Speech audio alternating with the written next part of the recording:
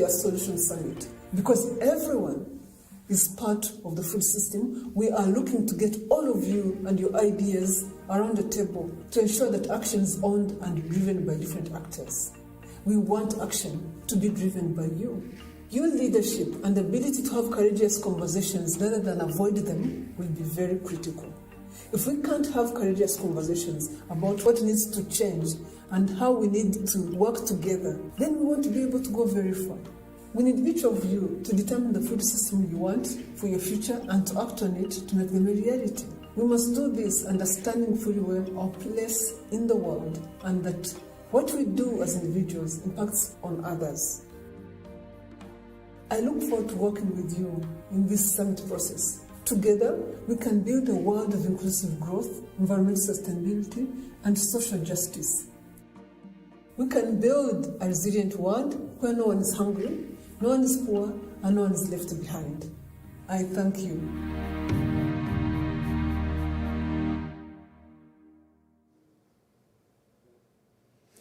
It's a big ambition, and that's what we're here for. Hello, I'm Áine Lawler. I'm your moderator for today's event, which is the first of Ireland's part in playing its role in having its dialogues, the first of 4 national dialogues in the run-up to that UN summit in September. And thank you very much indeed to all our guests who'll be joining us today and to all of you joining us at home. And I want to say at the very start, the whole purpose of this is to have a conversation. We want to hear your views, and I'll be talking to you about how you can take part in just a moment. But let me give you an idea of what today's discussion is going to be all about. You'll hear in a moment from our chairperson, Sinead McPhillips. She's the Assistant Secretary General at the Department of Agriculture, Food and Marine, and Sinead is the convener of Ireland's Food System Dialogues. So she'll be talking to us about the work that's going on there. And we're delighted to have a keynote speaker today in Dr. Martin Frick, who is Deputy UN Secretary General, Special Envoy for that Food System Summit in 2021. So we can hear directly what the UN hopes can be achieved there. And then we're moving on to the discussion, and we'll be joined in our first panel by Tom Arnold, who chairs the Irish Agri-Food Strategy Committee. Also, many of you will know him, Professor Rogier Schutte from Wageningen University, and who used to, of course, work here in Teagasc.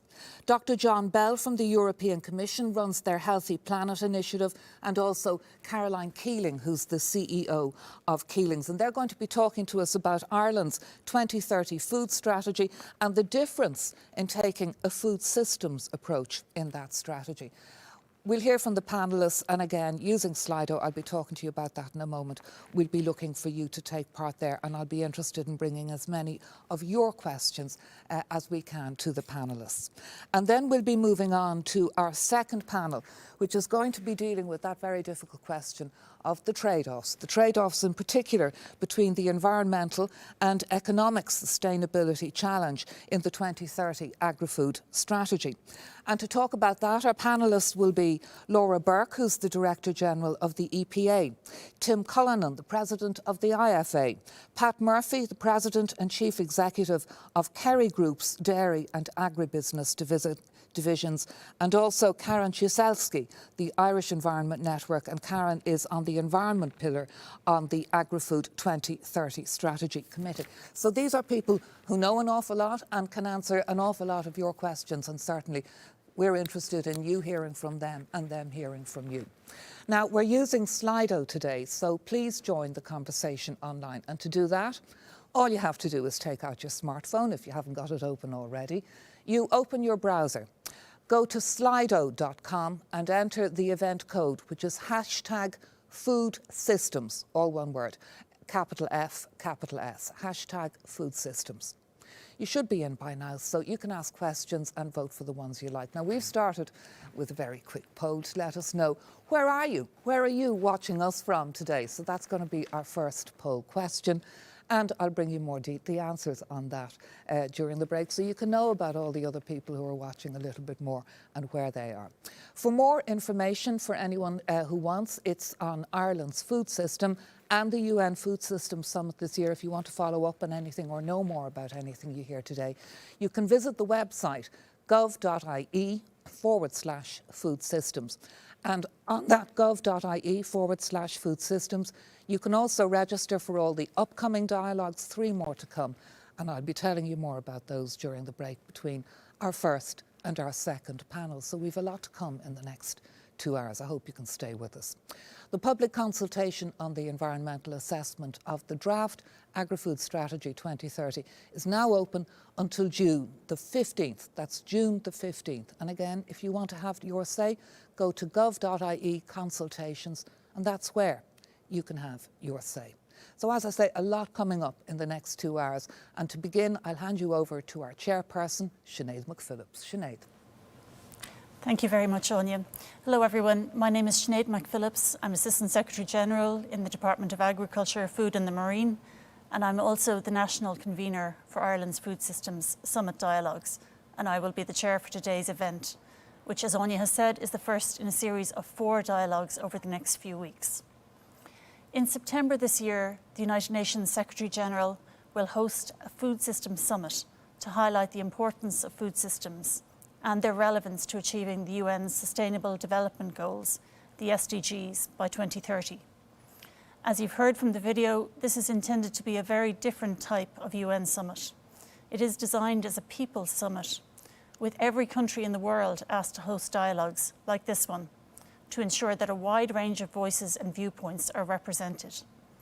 The focus will be on identifying solutions and actions which can deliver real progress on healthier, more sustainable and equitable food systems.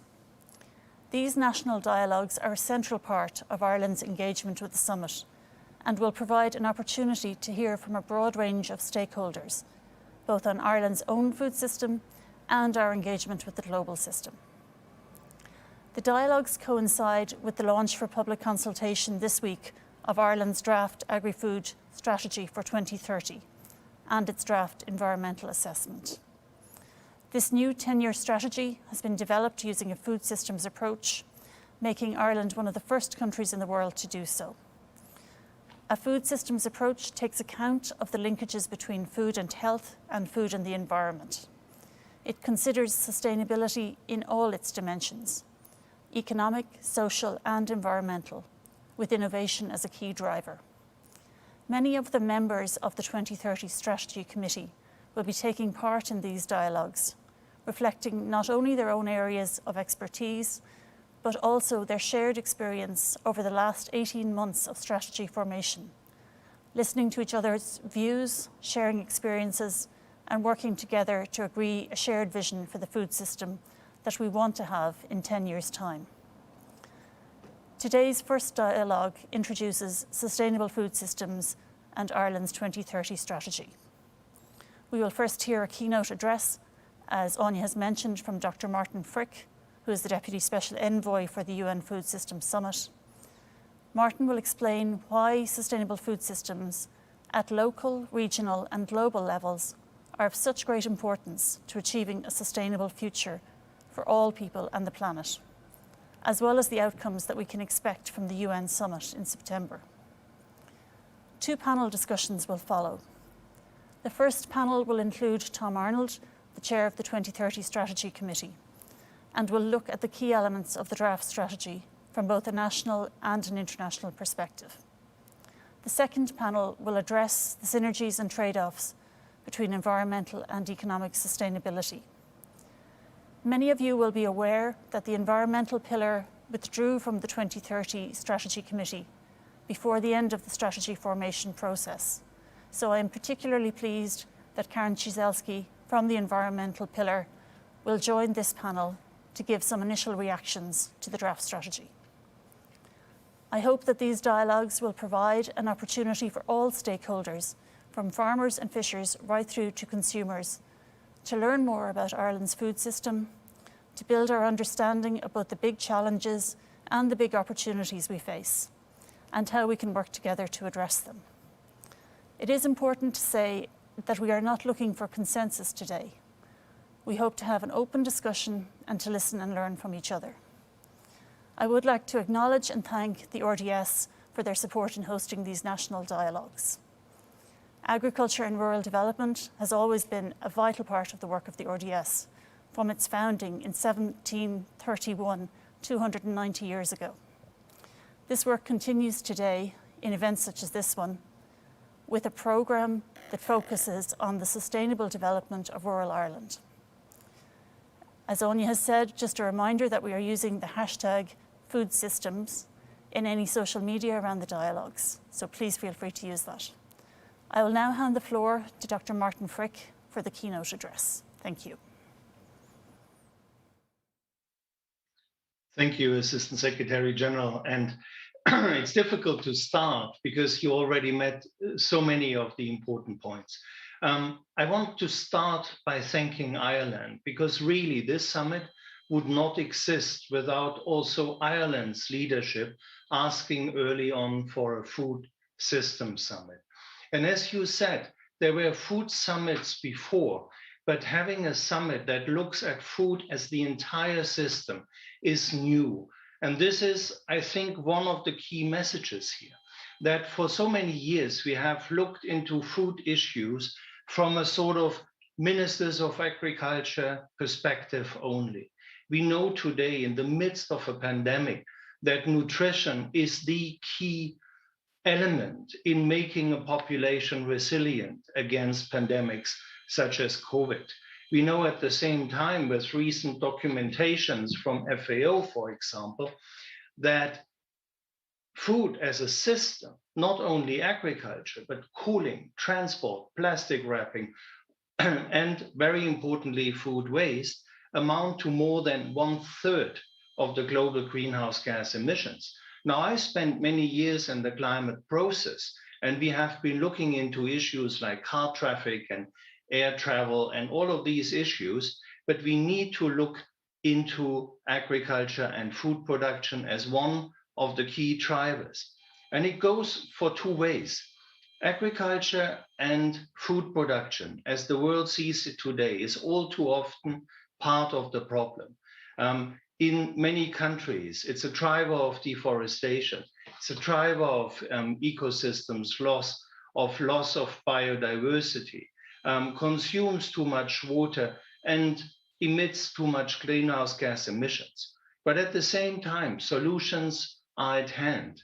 We can turn agriculture, we can turn food systems into a force of ecosystems restoration, into a carbon sink. And that is something, and let me say that at the outset, which needs innovation, as was said, and also an open mind. I found it remarkable, Assistant Secretary General, what you said, that you don't expect a consensus from this conversation. And having engaged with all the countries of the UN membership, civil society, producer organizations, we know how difficult these conversations can be. And what we are offering is an honest conversation using the platform of the UN Food System Summit and bringing your issues all the way up to world leaders. The summit has been phrased, and Dr. Kalibata, my boss, just said it in the video, as a people summit and as an action summit. And these are not buzzwords, because in 25 years I have worked as a diplomat. I haven't seen a summit which has such an inclusive format. Let me give you 3 examples. Number 1, the thinking machine of this summit is 5 action tracks: on access to safe and nutritious food for all, on shift to healthy and sustainable consumption, on nature positive production, on livelihoods, and on resilience. In a normal UN process, you would have these action tracks co-led by 2 ambassadors or by ministers. Here, we took actors from civil society and put the experts in charge. We have in action track 1, for example, Ireland participating in all 3 areas, on eliminating hunger, on working on better nutrition, and so on. But it's not only countries who are there and whom we are listening to. We have representatives of indigenous, smallholder farmers, academia, civil society, business associations, because we want to hear from everybody. And that is what this summit is going to do. Come September, the Secretary General will issue a statement of action, and that will duly reflect what we have been hearing in this process. Let me come to the second bit, where we are today. We have invited the countries of this world to host national level food system summit dialogues. You are right now participating in one. As of today, we have 103 countries who have nominated national conveners, which is the first step of this process. We have had 66 of these dialogues so far. And again, these are not easy conversations, but they are necessary ones, because they bring together the ministers and the ministries of agriculture, but also health, youth, infrastructure, environment, planning, all the different ministries that need to be at the table, because food systems are so central to our human well-being, to jobs, to our environment, and ultimately really to stay within planetary boundaries. And that is a key concern these days, because the scientists, and I have been working with IPCC for many years, have really been on the conservative sides. Many of the things that we see today happening were projected to be a problem in 2030 or in 2040. And what's frightening is that in some instances, we are coming close to what scientists call tipping points. And that basically means an irreversible loss of ecosystems, irreversible. We are going over the cliff and we cannot undo that. So we must avoid that, but we must not be blind to people, to agriculture as being the biggest employer there is, and so many livelihoods depending on it. There are ways out. There's discussion around quality, reduction of food waste, looking into the production methods. And all of that requires really an all of society process, as this one is just kicking off today. I would be remiss if I wouldn't thank Ireland also for the financial contribution, because you have been believing from the outset in the necessity of such a summit and have also contributed financially to making this summit a success. And I'm very much looking forward to hearing from you today and to hear from Ireland when we will be at the head of state level in September and bringing the experiences of the entire planet together.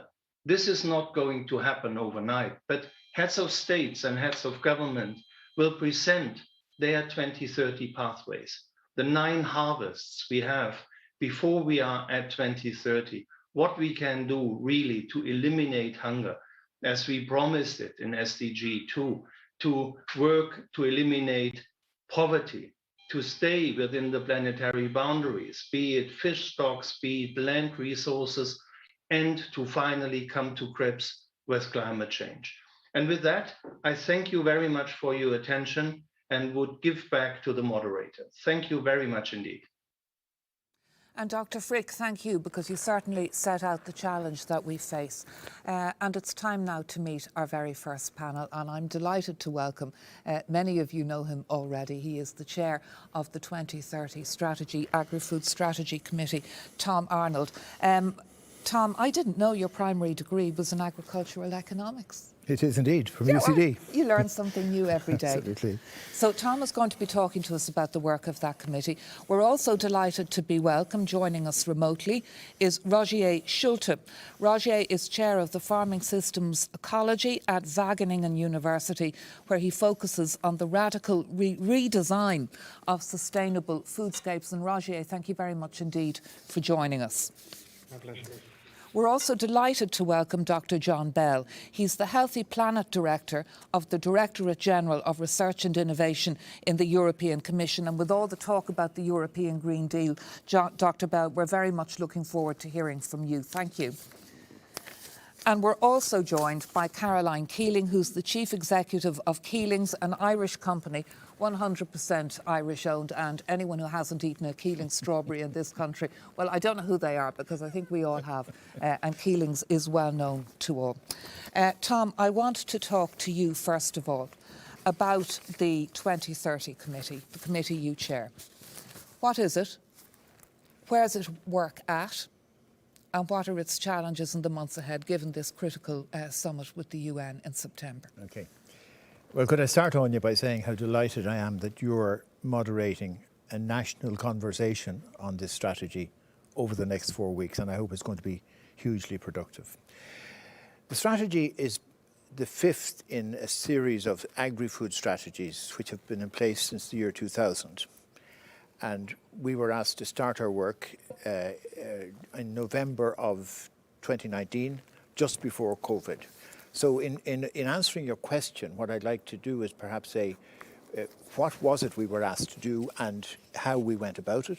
And how the world has changed since then. Yeah. Secondly, what is in the strategy? What have we actually proposed? And finally then, what's the big idea of this strategy? So in terms of what we were asked to do, we were asked to develop a vision for 2030 and propose policies to achieve that vision, to make the agri-food sector sustainable in its three dimensions: economic, environmental and social. And we did use, as was said already by Sinead, a food systems approach. Now that means in effect to say that we acknowledge the links between policies for food, environment and health. That's the first time this approach was used in any of the agri-food strategies up to now. But the second insight of a food systems approach is that we acknowledge that every part of the food chain has an important role in contributing to a sustainable food system. Whether the primary producer, farmer or fisher, the input supplier, the food companies, manufacturing food companies, retailers, and also critically citizens and consumers. All of them have a role to play in this. So that's basically how we went about our work. We decided from the beginning we were adopting this approach. Now, what have we come up with? Well, we stuck with the terms of reference. We wanted to try to tease out and articulate what the policies would be to achieve sustainability in its three dimensions. And I just want to quote a single phrase which connects to this and underpins this, to say that healthy environment, ecosystems and economies go hand in hand.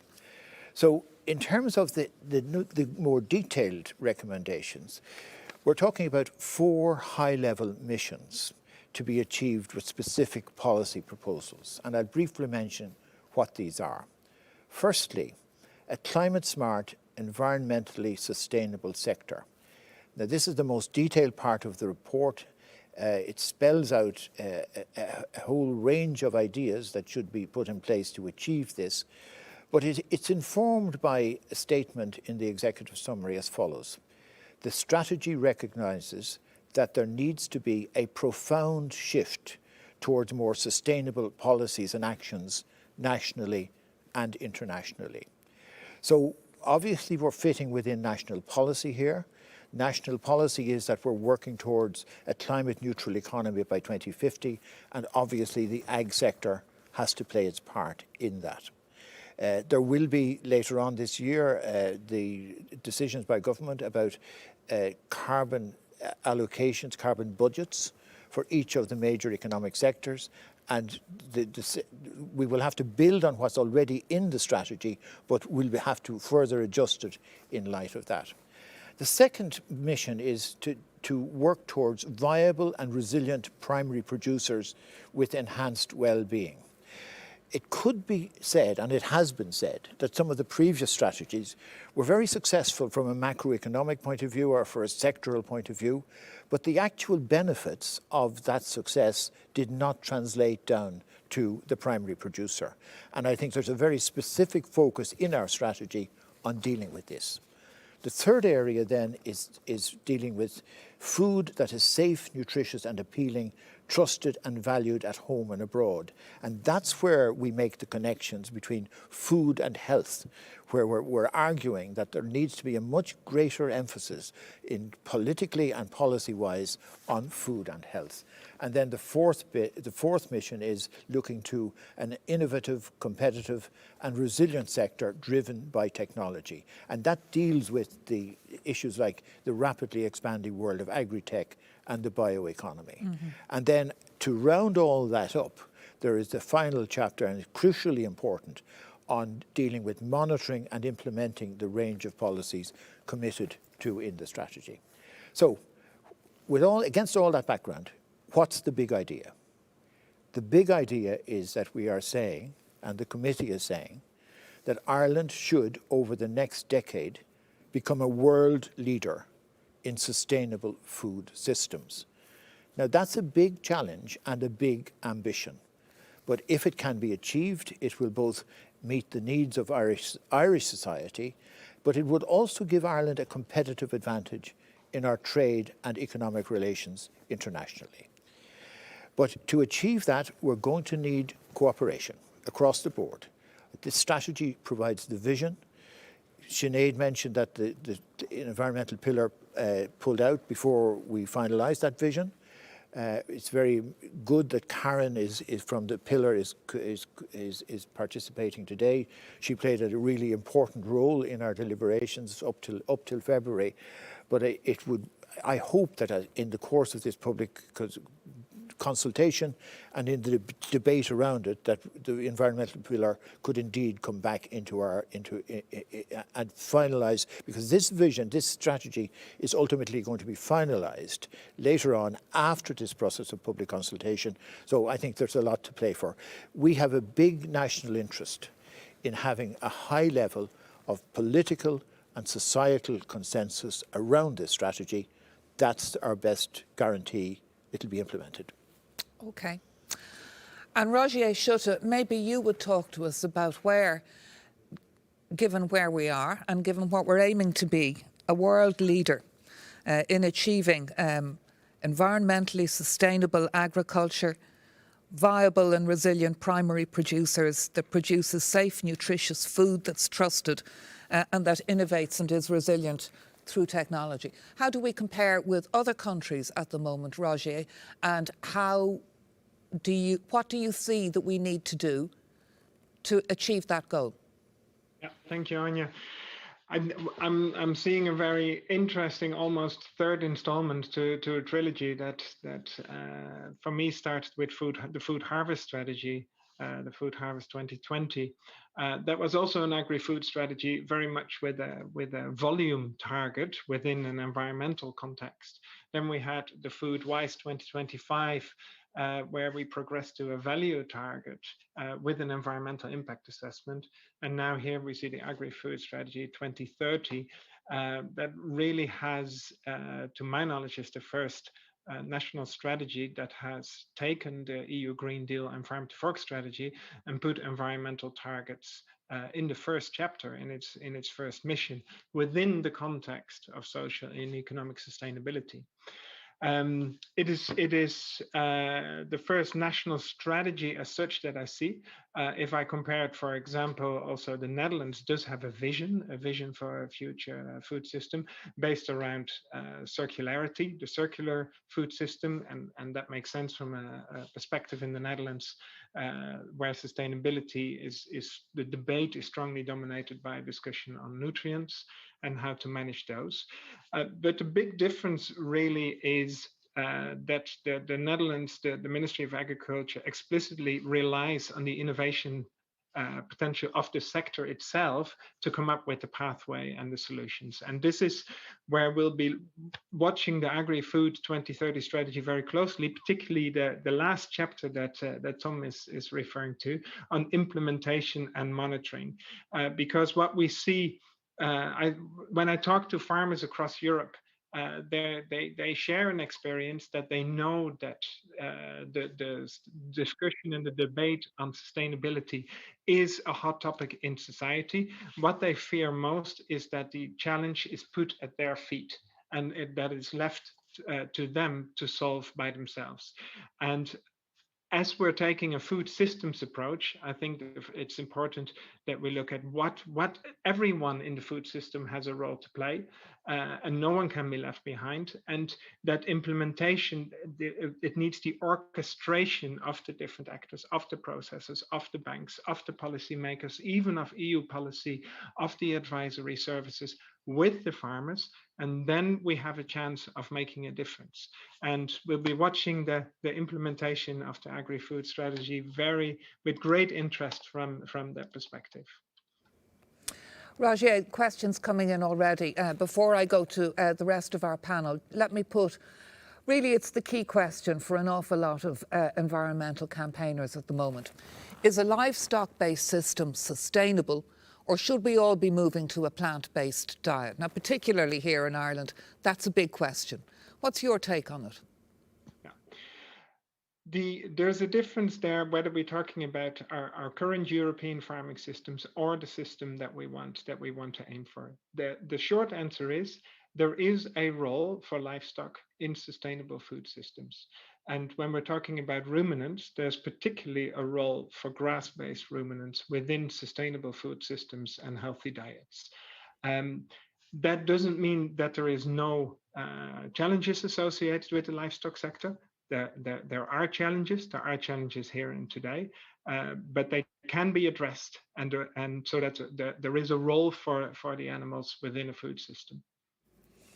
Okie doke. I'm sure that's a point we'll be coming back to, and thank you very much indeed for that, Roger. John Bell, how does all of this square, the work that's going on here, the conversation that's going on at the UN, but also we've all heard so much about the European Green Deal, and you're involved in the work on the Healthy Planet. So talk to us about the Healthy Planet Initiative, and talk to us about Europe's plans for the Green Deal, how that's going to become a reality, and within what kind of time frame? So, I mean, I think that the key point to say is that this is a point of departure, and what we're doing here in Ireland and elsewhere is to set out what the destination could look like, and the conversation is about convening everybody, and I mean everybody, in working out how do we get there. The European Union, if you see this Green Deal, it's not your normal policy that pops up every 5 years. This is a constitutional shift in what the European Union is for. All of our assumptions about the key life support systems are showing us, and I work in the research innovation area, what is happening. The pandemic that's outside of this digital dialogue is an opening chapter in how the biosphere and the economy and society have to find new resilience and prepare for that, and we have to do it together. So the Green Deal of the European Union, which is setting out over 30 years beyond policy cycles, investment cycles, and any of the other normal cycles we work with, that we're going to get to the world, a continent that is not simply neutral in terms of our carbon budgets, but working within sustainable boundaries. And thirdly, and most crucially, trying to do this journey in a fair and just way. So the three aspects of sustainability. And it's not about talk. I mean, we've completely, and are in the process of completely reforming every single one of our policies, whether you're talking about farm to fork or biodiversity or pollution or circular economy. We're refitting the taxonomy for all of our financial instruments, our external policy, anything you can think of. It is a fundamental regearing of what we're for and how to get there. And now what to do to get there is you need to understand how you can work in shifting from one system to another, and to slightly reformulate the usual old joke in Ireland, we have to show that we can get there from here. Nobody can allow the wicked problems of things like water use or nutrients or livestock or all of the other things that we're dealing with to get in the way of trying to find solutions by taking pathways and involving everybody in setting a common destination. The Food Systems Summit at the UN is a convening point where perhaps we start to do for the food system, we move the food system to the center of these transitions by design, which is what we have to do. We're the first generation of people in human history who have to find this transition by design. And we're doing that in many different ways. We started off in the Expo with a Food 2030 strategy for research innovation to really see, can we actually convene and design in and have public engagement in the possible ways in which we can provide solutions. And Tom Arnold is actually chairing a group. It'll be our contribution to the Food Systems Summit, looking at all the knowledge that is out there and start looking to see what solutions are available to us. This move by Ireland is very significant, as Rohir has said.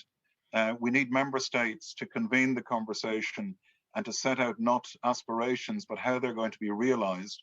And a lot of the journey ahead, which will be over decades in some cases, with clear targets in the European Union for 2030.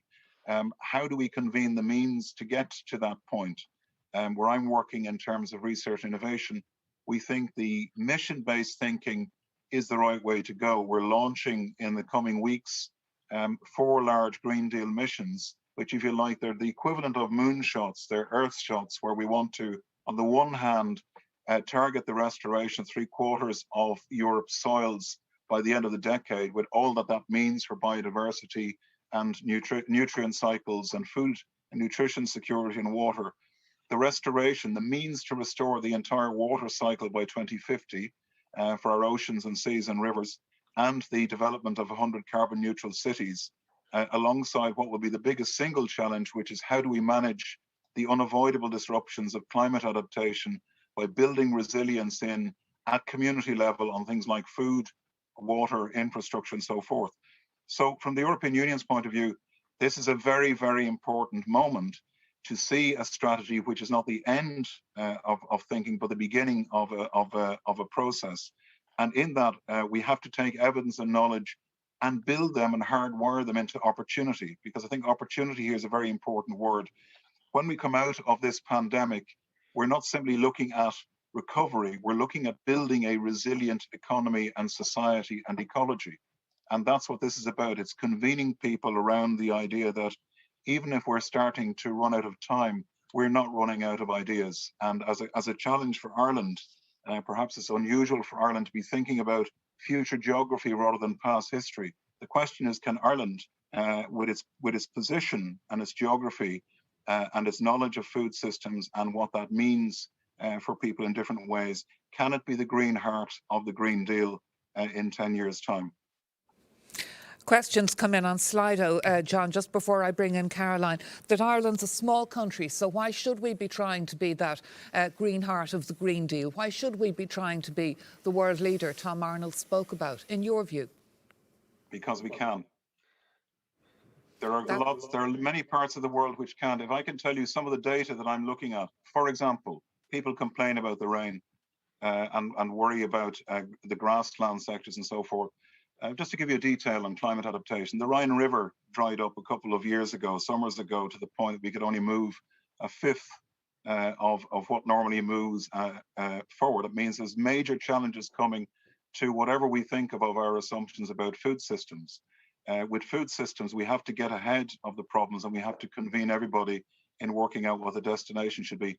As a suggestion, there's a great contribution from Rogiers University in the Netherlands as part of a conversation like this, where they designed what the Netherlands could look like in 100 years' time if it took every available innovation and nature-based solution and redesigned the city. And it created a huge movement forward. So Ireland, I think, is fortunate, number one, as a reasonably coherent country in which you can actually move things together through this kind of dialogue and conversation, where decisions can move forward. You look at the focus that brought Ireland into a different context 25 years ago in the peace process. It's that kind of systemic change that we need. And it takes somebody to start and to move things forward. And I think, of course, Ireland has a particular role, both in the European Union and in the United Nations Security Council, and as a trusted player in all of this, which has its own specific challenges. Ireland does not have an easy pathway here. And I think that's one of the reasons why we have to start somewhere. And this is an excellent place to start. So, Caroline, there's no shortage of lofty ambition here in all of this. Tell us what difference that makes to you in your role at Keelings, and what opportunities you see for yourselves as food producers in the strategy that's being discussed now. Yeah, I think it's been really interesting to work on and see some of the new thinking. So I definitely see a new way of looking at the whole food industry. In the past, it was very focused on just itself and the very actors, right within the food industry. But as we start to look at health and as we start to look at the environment, I think it broadens it out and it makes for better decision making.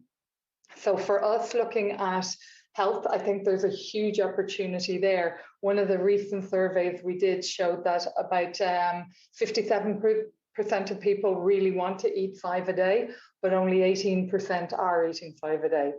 So there's a big gap on what do we do in horticulture to enable Irish consumers to eat that 5 a day that they want to. And I think one of the things this strategy calls out is for the government, and I think the government will work with the industry, the department will create this horticultural strategy based on the guides that are laid out within this document. And there's a number of key things. One call out is for increased production. I think, we need to target what we want to increase. There's a lot of opportunity for import substitutions, etc. And there's a lot of opportunity for us as an industry to move forward. And I think that link with health and getting the food policies, both, in health and in production, connected up with each other, I think will show a lot of opportunities. I think there's call out to get more collaboration, potentially under POs. There's a number of areas of improvement that we can drive innovation in the industry. And I think the document has called out a number of areas that need to be included in the strategy, which hopefully will end up with a healthier industry and a healthier nation. Has horticulture, if you like, been an overlooked sector in Irish agricultural policy? And in terms of technology and innovation, because the challenge here is to, produce more food and cut your environmental impact. Now, that's kind of a circle to square right there, isn't it? It's a challenge, but, we're all of us producers are living on the planet too. We have to. It's not optional. So we have to find ways to do this. And I know from Keeling's point of view, we've looked at it and we've signed up to the carbon pledge. We don't know how we're going to achieve the stuff we have to achieve in the end years, but it's not optional. We have to do it. And I think every part of the industry has to do it, but growers need help to do it. We need supports, we need encouragement, we need innovation being supported, because the current solutions probably won't give us the result we need. It'll add cost. We need to, for want of a better term, reduce the green premium and ideally eliminate it. And that's what we're going to be working on. Sorry. Thank you, Caroline. Roger, it's just I saw Roger nodding his head when you were talking there. So I'd like to hear your thoughts on how we square that circle of increasing, particularly, say, Irish horticultural output, and at the same time cutting the environmental impact. Well, it goes back, Anya. If we step one level back, it's very difficult for individual farmers to make changes. There's good reasons why farmers farm in a particular way. Their farming systems have evolved, and they have commitments. They have commitments to their bank. They have commitments to their processor. They have commitments to their suppliers. And it's very difficult for one person to jump out of those constraints. And that goes back to what I said earlier, is that we need all the actors to jump at the same time. And that calls for a redesign of some of our farming production systems where we can square that circle. And it depends on the sector, on the specific sector, where the solutions lie. Now, it's not just theory. We also, as what we do in our group here specifically, is we go around the world looking for examples of farming systems that have somehow already escaped the constraints that all the other farmers find themselves in, and have found a way of overcoming those old challenges and find those win-win scenarios by redesigning their farming systems. And they're kind of already farming as if it's 2050, and they're ready for the sustainability challenges for 2050. And what can we learn from them? One example, one very simple example, is we work a lot with Finland, and one of our lighthouse farms there is working on becoming a net exporter, not only of food, but also of energy. Now, traditionally, that was also a contradiction. If you use land either to produce food or to produce bioenergy, and one of more means less of the other. But by a redesign, they found a way where they produce more food by producing bioenergy. And those are the win-win scenarios that we're looking for. Also, it's interesting that we have a lighthouse farm in Ireland, the Lansett Douth, where we're trying to overcome that old dilemma between ruminant production and greenhouse gas emissions, and where we're working towards carbon neutral livestock production to show that it can be done and that solutions are out there. That doesn't mean that every farmer can just change tomorrow and adopt the same farming systems, but it does show what can be done, and it also shows the gap, what needs to be done, what all the actors in the food system need to be doing, what the European Commission needs to do in terms of the carbon farming accounting, the MRV requirements to harmonize those, what is needed in terms of financial incentives, what's needed in terms of on-the-ground monitoring. Those are the stories that we document to show that the redesign is possible, and that we can overcome those old contradictions between production and the environment. This business, Tom Arnold, of ruminants and that question of the livestock-based system, whether it's sustainable. And Roger is saying that there is a room for it within our system. Now, it's one of the more controversial decisions there. Again, another question that's come in. How can agri-food exports reaching 21 billion by 2030? And again, dairy, a huge part of that. How is that compatible with sustainability?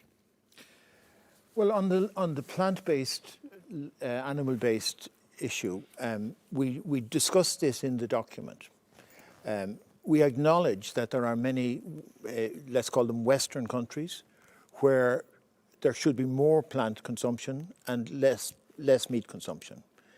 But you don't jump from there to say that Ireland should radically change its system of livestock production. Our system of livestock. Because, as Roger says, there are reasons why we have the production systems we have. And the grass-based system in Ireland is both sustainable, and it just makes economic sense. I mean, it's where Ireland has its comparative advantage. So the notion that you could have, certainly in any short-term time frame, a radical shift from our sustainable grass-based production, I don't think makes any sense either economically or indeed environmentally. What we are saying in the document is that we need an agri-food system which is more balanced, which is more resilient, and so we are talking about more nature-based production systems. We're talking about more, as Caroline says, more horticulture, more organic production. We're talking about less intensive forms of production. So that's the policy shift that this document is signalling. In terms of your second question about how can you move from, last year we had agri-food exports of about a bit over 14 billion. We're talking about achieving 21 billion by 2030. That can largely be based on an increasing value-added proposition. It's not actually underpinned by a suggestion that there's going to be significant increases in output. That's important to say. I think one of in the Ag Climatize policy, which is the roadmap for improvement in the agri-environment space, there's a very clear statement which says that we can't likely attain our targets for 2050 if the national herd were to increase. So already we're signalling that there is, if you like, a limit to what we're likely to produce while meeting our environmental targets. A new cap? In a way, a new cap, yeah. I mean, I think what is a very clear statement in this document, a commitment to reaching environmental targets that are set down, that has to be based on two things: realistic targets that are monitored and implemented properly and delivered upon. In the past, that criticism could indeed have been made that previous strategies in the environment promised more than they delivered. That can't happen anymore. And the fact that everything is happening on a joined-up basis gives you more hope that this time we will actually make progress in terms of delivery. John Bell, I want to bring you in on another point here in terms of sustainability, because the thing that many farmers would argue is that, you know, they love the land, that's why they do what they do. But one thing they want to see being made more sustainable is farm incomes. And one thing they fear in a lot of the talk about change and cutting outputs, carbon budgets, the cost of all of that, what they fear is that farm incomes will not be so healthy, particularly as you see maybe a shift, you know, into, you know, bigger commercial producers and, you know, a lot of small farmers then working on a part-time basis. And you have this issue, not just here in Ireland, but across Europe. Your take on all of that? Well, I think when people use big words like systemic and sustainable, I mean, what people tend to leave out in the conversation is the transition for people and communities. And I think if you look at what has to happen here, there needs to be a rural regeneration process that goes along with these transitions. I give you a very clear example. A lot of the assumptions are not, what technology is showing us is showing that new sources of value, if properly distributed and properly engaged in rural communities, can give new opportunities. So for example, in Ireland, if you take one of the big dairy co-ops, they're now developing very high value added products from milk waste. So the milk waste, the lactic acid, becomes a very high value building block for biochemicals and bioplastics, which will replace fossil-based plastics. And because it's part of a cooperative, the value is distributed in a more even way than maybe sometimes is the case when you have seasonal variations in prices. You need also to develop in the economics of what we're doing here. We need to shift, if you like, from just talking about natural capitalism to a natural capital to a form of natural capitalism where we can put a value and a price on the ecosystem services that are being provided. And that is a much more sophisticated thing than simply, you know, planting some biodiverse flowers in the margins. What we're talking about, I mean, the systems change that we're talking about is not just for the European Union. There's a paradigm shift going to take place in the next 10 to 15 years. And the people who will be central to this are the people closest to land management, which will be carbon management, which will be developing very high value added services, food systems. It's also true in the land-sea connection in terms of the waters and fisheries and so forth. There are entirely new areas of value that can be rooted in a process of rural regeneration, rural renaissance. And that's one of the reasons why things like research and innovation, which in many countries is very far away from rural communities. It's not the case in Ireland. It's not the case in the Netherlands. Farming communities, forestry communities, fisheries communities need to be part of having access very quickly to how these solutions can fit into this new paradigm of where value can be generated and distributed. So I think most of us are applying the assumptions that we know. A lot of what is going to need to be done and incentivized will be about farming communities getting the incentives that they need to live their lives the way they want, and indeed for these communities to flourish. I give a very small example. In Iceland, I was talking to some people whose communities are much more isolated than ours, have been regenerated because the waste from fisheries is now generating again very high value added contributions to cosmetics and bio nutrients. And that has led to people being able to stay where they want to live and to build new businesses and to sell the value out of that, and the communities themselves then to begin to reform. So if you get it right, if you listen properly to the mix and you bring in the innovation, some of which will be business innovation, social innovation. We're not just talking about, you know, mad scientists coming out of labs with solutions, but we're talking about shifting to a new system. And a bit like our country did, you know, 150 years ago, when everybody sat down and said, we want a different kind of country, and you had the formation of the cooperative movements with Horace Plunkett and various other organizations, sporting and otherwise. That's the kind of change that has to take place here. So the fair and just language that's used, it's a very difficult one to crack in the short term, but that has to be the destination. That's why the conversation is absolutely critical, and the governance of the process is very important.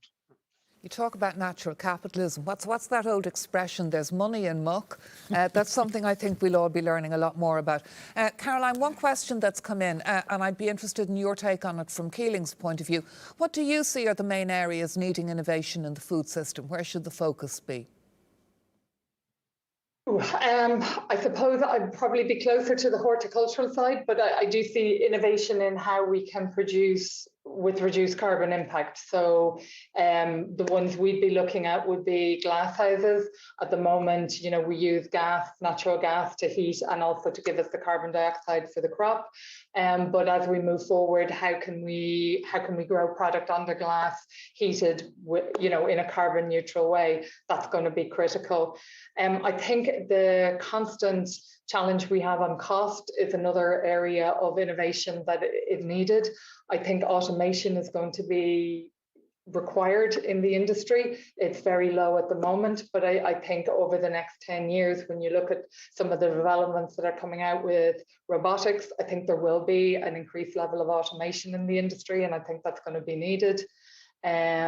If we solve the situation around, you know, carbon neutral glass houses, can we have, and carbon neutral cheap energy, can we do lighting? So will Ireland be able to produce some crops year round that we currently can't? So there's a lot of, let's say, innovation on the horizon that could be quite exciting for us. It's fascinating stuff, and I have to wrap this panel up shortly, but Tom, this is a good question, I think, particularly because I know you are looking for people to come forward in terms of consultation on the strategy, but it's also about implementation of whatever we come up with. So how can we get people more involved locally, whether it's in cities, whether it's in small towns, villages, or out in rural Ireland?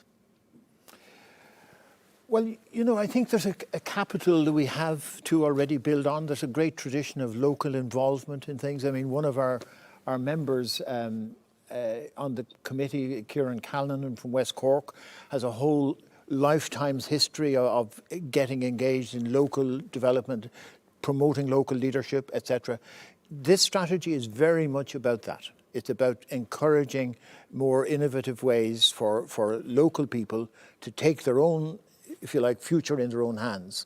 And I think there's going to be, and as John Bell says, there's going to be many more opportunities in the evolving bioeconomy to do that. And it was interesting as well, wasn't it, what Roger was saying, because, you know, a lot of individual farmers, you know, the scale of what we're trying to take on, we heard John Bell talking about the scale of the challenge.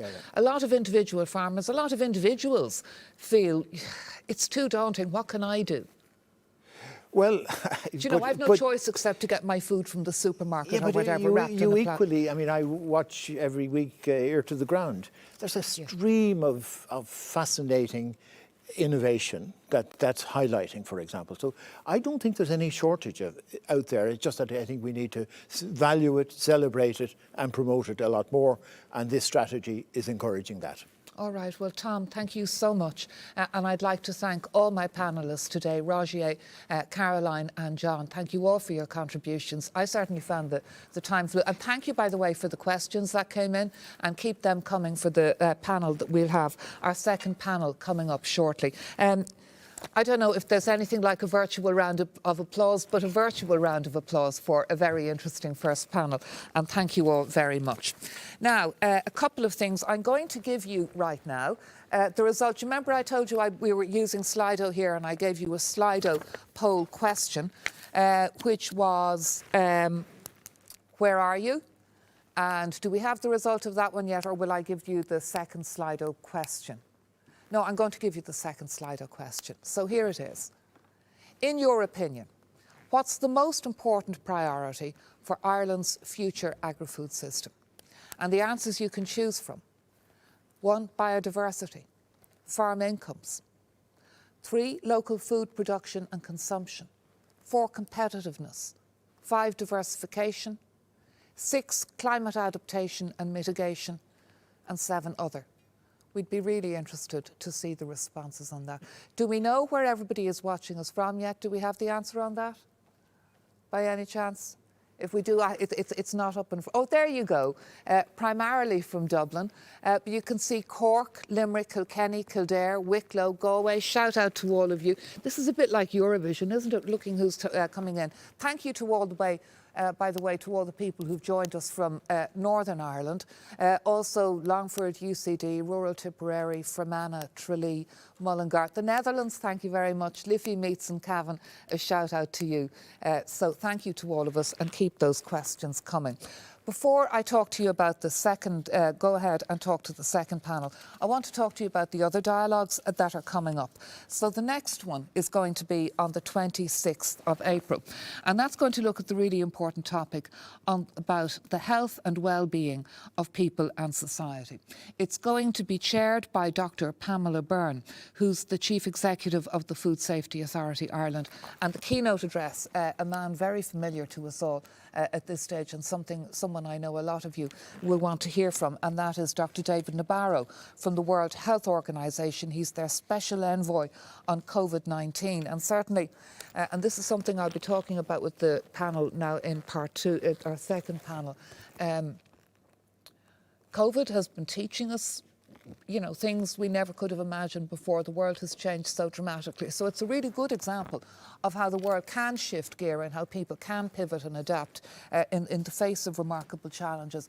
And a lot of climate activists making the point that we need that scale of effort, that scale of change and innovation if we're serious about meeting the climate challenges that we're setting out for ourselves at official level. And the panels there are going to be talking. Panel A will be dealing with healthy diets for all, sustainable food systems for safe and nutritious food, and also panel B, social sustainability, preserving our communities and culture. So that's the 26th of April.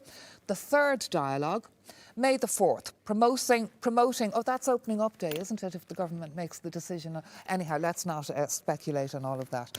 May the 4th, promoting an inclusive food system for the future. The keynote address there will be from Dr. Colin Sage, independent scholar of food systems and sustainability, followed by two panel discussions, which will be looking in more detail at food systems transformation, a discussion on future needs. And that's looking at young people. Yes, young people will have a critical role in shaping sustainable production and consumption and forging new connections between rural and urban society. And anyone rearing daughters will know that they certainly these days, if they're anything like mine, talk to you about and make you change the way you shop, make you change the way you eat, even though I'm still not persuaded about quinoa. The second panel will be looking at food systems transformation, the role of research and innovation. And the final dialogue, just before I go back and introduce you to our second panel, that's going to be on the 17th of May, and it's going to be dealing with aligning domestic and foreign policy towards sustainable food systems, all highly important, of course, in terms of that UN summit. It will be chaired by Rory de Burca, who's the Director General of Irish Aid, and we'll have keynotes from Dr. Susanna Moorhead, Chair of the Development Assistance Committee at the OECD, and Dr. Jamie Morrison from the Food and Agriculture Organisation. And again, two panels there. So put those three dates in your diary. They are April the 26th, May the 4th, and also May the 17th. And they're also in my diary as well, because I'll be chairing those. This really is an interesting discussion, and it's time now for me to introduce our second panel to you. And panel B, we're joined by Laura Burke, who's the Director General of the Environmental Protection Agency, and she has been with the EPA since 2004. Tim Cullinan is President of the Irish Farmers Association since December 2019. He's from Toomevara in County Tipperary. Pat Murphy is President and Chief Executive of the Kerry Group's primary dairy and agribusiness sector. And also joining us on the environmental pillar is Karen. Now, Karen, you'll have to help me with the pronunciation of your surname. I am told, if I have it right, that it is Karen Ciesielski. Do I have that right, Karen? Yes, Anya, that'll do. Yes, absolutely. Okay. Thank you. Karen, actually, maybe on this one I'll start with you. Because Tom spoke about your departure from the National Strategy Group. before the end. He welcomed the fact that you were here today, and he hopes that the environmental pillar will be part of this discussion going forward. So why don't you tell us what your problem is and what you think is not being addressed that should be more? Okay. Well, first, I hope everyone can hear me okay. Is that, yes? Okay. Well, first, just to kind of frame my inputs this afternoon, we've seen, obviously, the strategy. It was published 2.5 days ago, or it was published on Saturday, giving us just a few days to sort of, digest and look into the substance of the document. So we're doing that. But at first read, I do have some comments to make this afternoon. And really, this document is framed as ambitious and rooted in sustainability. And throughout the committee process, we asked that this ambition is guided by science and backed up by milestones, indicators, and targets in terms of how it would help address the long-term goals of addressing the climate and biodiversity crisis, as impacts from agriculture are wide-ranging across water, air, climate, and biodiversity. It's also important to remember that we're coming from a place where, despite repeated commitments to sustainability in the past through past agri-food strategies, rather than cutting emissions and pollution, these have increased. So over the past 10 years, our numbers of dairy cattle have increased by 400,000, which makes us an outlier in comparison to our EU counterparts.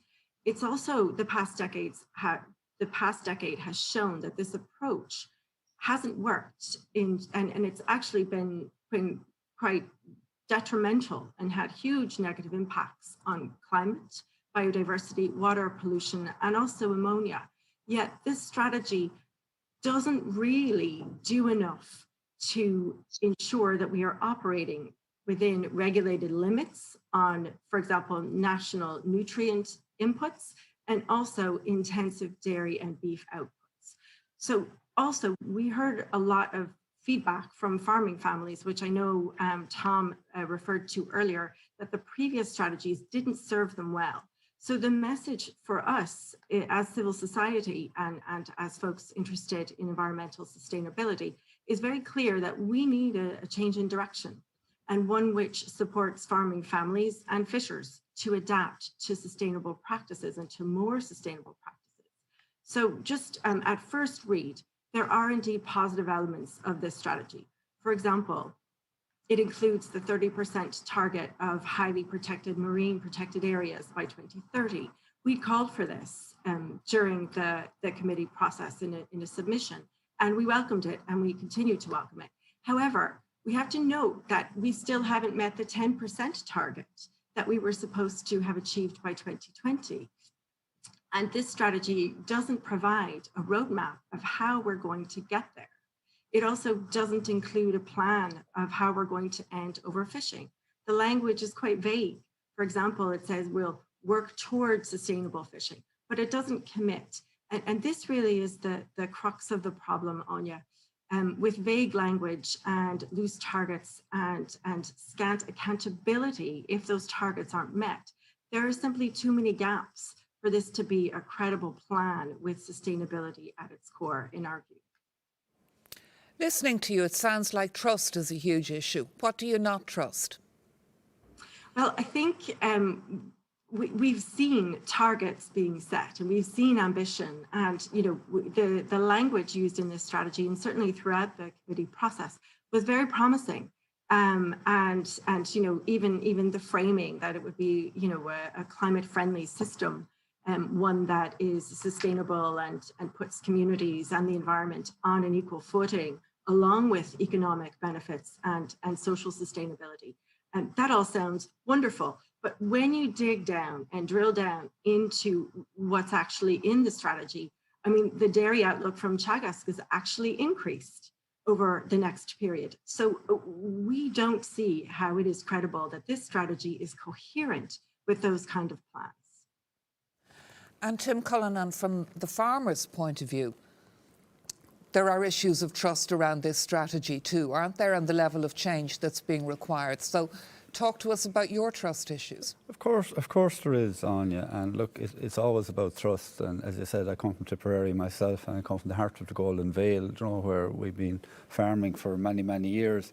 I suppose if we go back on this and look at how we have evolved as a nation, and you could go back over 30,000 years, where farmers in Ireland have been working with the lands. And I suppose we evolved. I have a phrase, you know, you come from the soil to the plate. And, you know, farmers have been custodians of the environment for thousands of years, and we are now.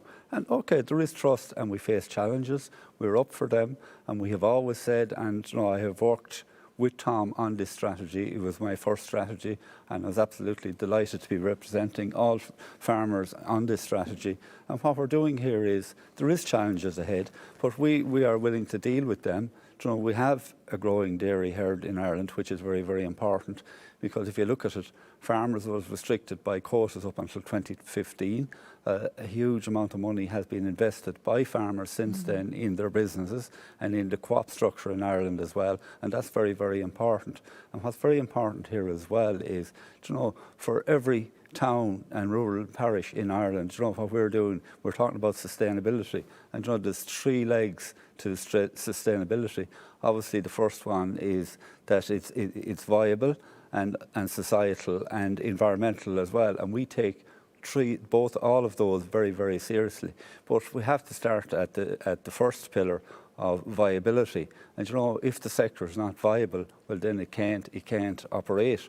And if we look at it, and you know, we look across the food supply chain, and actually I think it was very important, you know, that all the stakeholders in the industry was around the table putting this strategy together.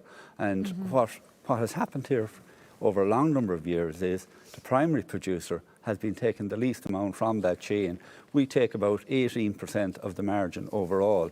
So that is a concern in itself. And there's a lot of ambition and trust here. And you know, we're looking at elements of the Green Deal, farm to fork, biodiversity, which we are embracing. But there's a cost on this. There's a serious cost. And you know, I will be saying to our government, and I think Tom knows where I'm coming from on this as well, we're up for the challenge, we're up for the trust, we're up for everything, but you know, there has to be a financial gain here for farmers. And I think, Anya, coming from where we're coming from, in the world, we've seen a pandemic, we've seen the effects of that, but what was critically important during all this pandemic was good, wholesome, nutritious food. And that's what we do, as I say, coming from the soil right up to the plate. Pandemic also showed us actually how quickly we can all pivot and do things that we'd never had imagined before. And as I say, the argument on the climate change front is we're going to have to do that on that scale as well in that area. Now, Pat Murphy, I want to talk to you about dairy. Because that's come up a lot. And, you know, whether we can meet the targets we're setting out for ourselves and meet the ambitions that many others have for growth in the dairy sector. Now, you're the man at the coalface there. Yeah, look, Anya, I suppose the targets set out in the strategy are quite challenging. But I think, as Tim said, I mean, the industry is up for the challenge. The industry over the last 30 years, you know, has coped with very difficult challenges, and you know, delivered to the economy of Ireland. Like, you know, so I think someone mentioned there recently that the dairy industry contributes about 12 billion euro to the economy of Ireland, of which 4 billion goes into the milk suppliers, you know, bank statements every year. So I think the important piece to call out is that if this is a whole of government and a whole of sector strategy, and working together collaboratively, I do believe that the challenges that are set out in the document can be achieved. You know, we have a great roadmap that Teagasc have made out, have published there going back last year.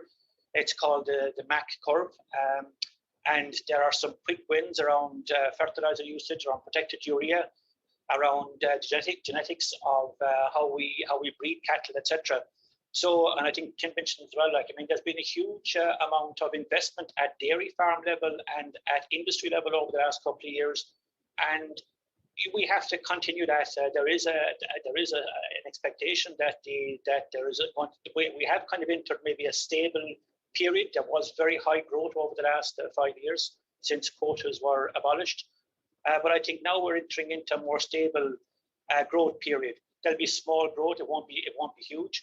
But I think if we adopt what is on the MAC program, and we get our 17,000 dairy farmers across the country adopting best practice, whether that's fertilizer use or genetics or spreading slurry with different techniques or whatever, I do believe, I mean, the MAC curve states that we can take out between 17 and 20% of our carbon emissions out between now and 2030, which goes a long ways to what the Agri-Strategy 2030 is calling for. So I think by working together, all stakeholders, which is government agencies, the farm organisations, our dairy farmers, the industry itself, we are up for the challenge. I think it can be done. We look back at last year where we had a huge issue around COVID this time last year, and by the different parties working together, the dairy industry processed every drop of milk from farmers last year. By having the protocols in place, by pivoting, as you say yourself there on a while ago, very quickly. And I think that's the future. We have to add value, of course, as well. More volume is not going to solve any issue. We have to add more value to farmers, to primary producers, to the industry, and our customers are demanding this as well. Okay, and I want to tease out some of that in a minute. At this stage, though, before I go to Laura for the EPA take, I want to give you the result of what you're thinking watching us. But when we asked you, in your opinion, what the most important priority for Ireland's future agri-food system would be, your choices were biodiversity. 12% of you thought that was the most important. Farm incomes, 15%. Local food production and consumption, 15%. Competitiveness, 6%. Now, diversification, sorry about that in my poor eyesight, 10%. But by a whopping margin, 38%, climate adaptation and mitigation. So that's clearly, it's a really interesting finding that, Laura, isn't it? That was so far out in front. And of course, that's what your job is in the EPA. So, you know, we have ambitious targets. We've had targets before. We've a poor track record of meeting them. So how do we go from zero to hero between now and 2030? And I think that's key. And we've seen again and again and again with various strategies that it's easy to write something on paper, but actually delivering it is a different story. And, you know, EPA reports again and again have been showing that the economic growth of the agri-food sector is happening at the expense of the environment. We've increased greenhouse gas emissions, we've poorer water quality, we've increased ammonia emissions, which are actually exceeding legally binding targets, and our biodiversity is under threat. So what we're seeing is, on one hand, the talk, and on the other hand, actually the results. And from our perspective, when we look at the strategy, it is really positive to see recognition of the environmental challenges within the strategy. So it is clear within the strategy there is an environmental challenge associated with agriculture and the way agriculture is managed in Ireland currently. When you then look and say, how ambitious is the strategy and are there tangible targets? And in the context of ambition, I would say it's mixed. There's a lot of good stuff within the strategy, highlighted ideas, things we need to get on with. For example, nature-based farming, looking at carbon and storage of carbon in farms. And these are really good initiatives and also should be rewarding farmers for activities. However, when you look at some of the other targets, they're not ambitious. What they are is our legal requirement. So, for example, I would say to you, the ambition within the strategy is to reduce ammonia emissions to a particular extent. By the way, again, but that's the legal limit. Tell us where those ammonia emissions are coming from, because I'm just always conscious for clarity, and what we need and why there's such a problem.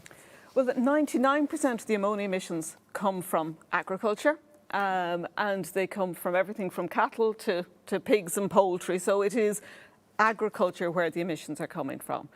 And at the moment, what it is sheer volume issue. And the impact it has an impact on air quality, which we all breathe, and it has also an impact on nature as well. So that's my criticism of the strategy would be, it is not ambitious to aim to meet a legally binding target. With regard to greenhouse gas emissions then, which was really interesting to see that level of interest, there is a commitment to a 10% reduction in biogenic methane.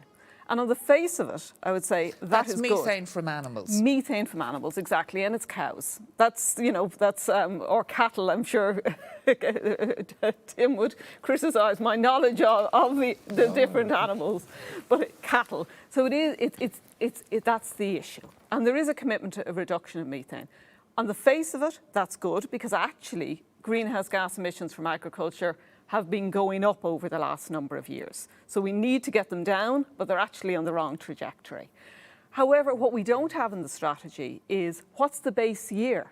So when are we starting that reduction from?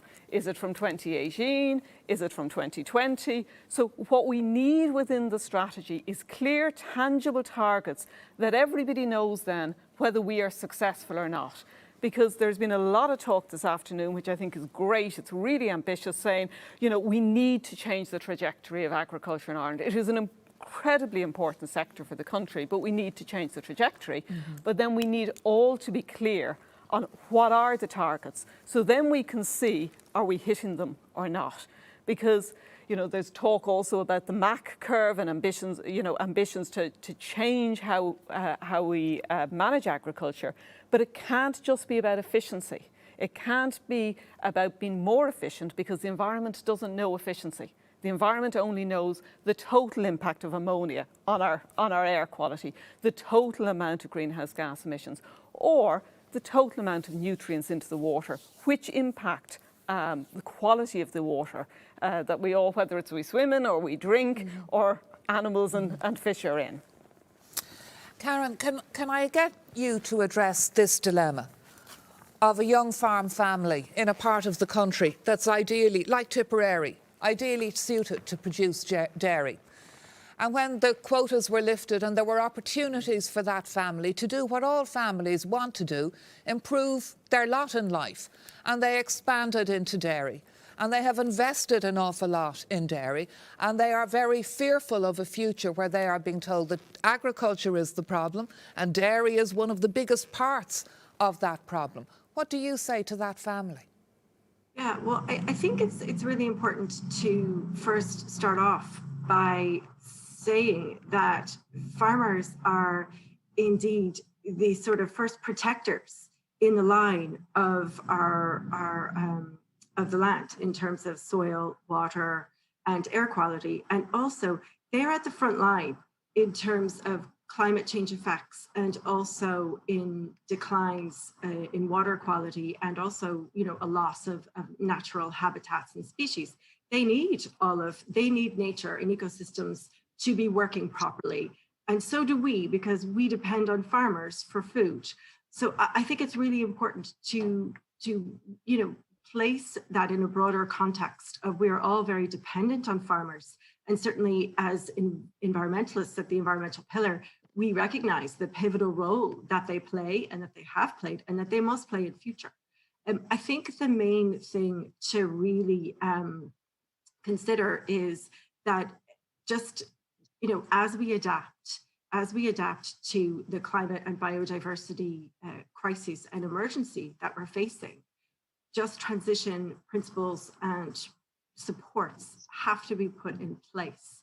So I think what is unfortunate is sometimes we get into a blame game, where one sector of society is blamed more than another.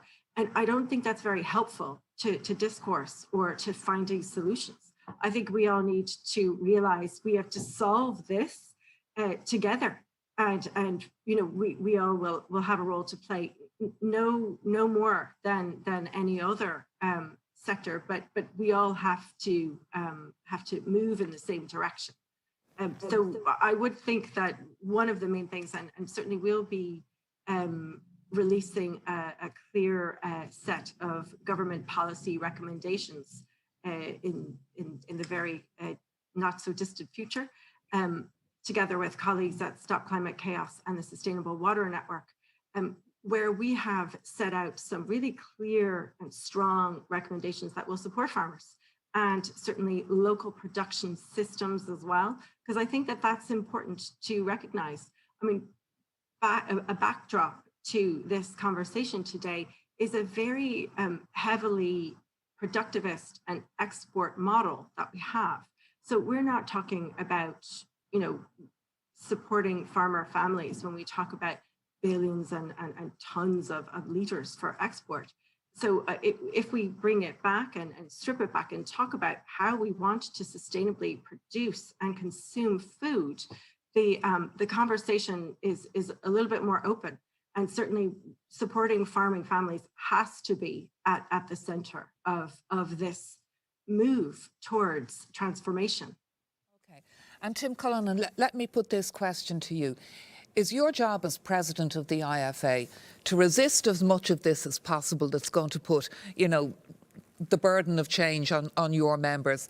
Is it your job to make sure that agriculture gets the smallest possible share of the carbon budget that it's got to accept the burden of reducing and so on? Is that your job on behalf of your members? Hold back the tide? Obviously, look, my job is protect farmers and protect farmers' incomes, and I agree what Karen was saying. It's important we all work together. As I said, we sat around the table, all stakeholders in the industry have worked together in this. And my job is two things. We are first responders to the climate. I think it has been mentioned already, and the word carbon here was mentioned. And Anya, if we look at... But there's a massive amount of investment required for a farmer, isn't there? If, for instance, they're going to be kind of getting more for less, then they're going to have to be using a lot of very sophisticated and expensive technology that's available now, satellite technology and all kinds of fancy things nobody could have imagined 5 or 10 years ago. But they need to monitor every single aspect of what they do. They're relying, Karen was saying we rely on the farmers, they're relying on their bank managers. Of course they are. And if we look at the ecosystems, and Karen is right, we work with the ecosystems every day. You're right, we're relying on the bank managers. The money is borrowed. Like, farmers have to continue doing what they're doing. We have to produce food. And where better place to produce it only a country like ourselves? We have the rain, we have the soil type, we have the hedgerows. And the point I wanted to make as well is, the farming system we have here in Ireland is different to any other country in the world, different to most countries in Europe as well. We have the smaller farms, we have the hedgerows, and we need to get to a point where there is acknowledgement. Like, we're getting the blame here for 30% or give or take of the emissions. But farmers aren't getting enough credit for the protection. But because we haven't a massive heavy industry in this country, okay? And we're not getting credit for what we're taking in the carbon we're taking into the hedgerows, into the trees. This is starting to evolve, but to have the full debate, we need to get credit for what we're doing as well. We need to get to a point where it's net carbon, that we're getting allowance and compensation for what we're taking in, and a balance on the other side as well. I'll pick up on that idea of carbon sinks in a moment. Pat, there's a question that's come in. What are the key messages that the market, through consumers and society, is giving to food companies and farmers about the future of food? And would you address in that answer this question about Ireland as a food exporter? Because that's, it's a huge sector of our economy. It kept us going, apart from the multinationals post-austerity.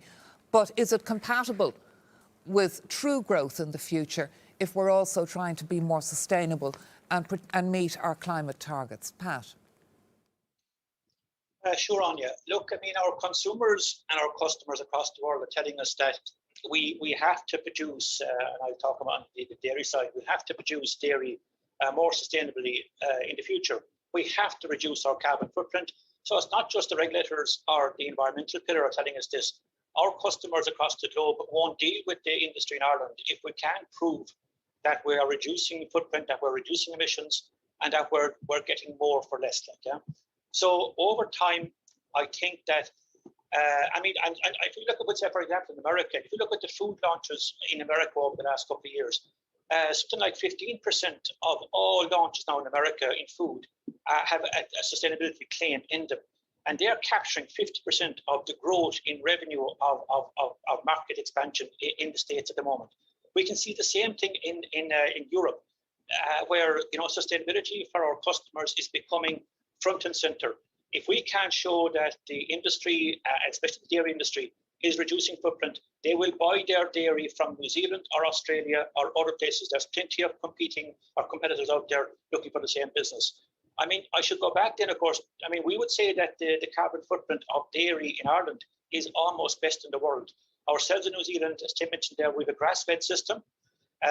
We have very good genetics improvement, working with the guys like in Moore Park over the last number of years, where farmers now have got huge genetic gain in the last decade.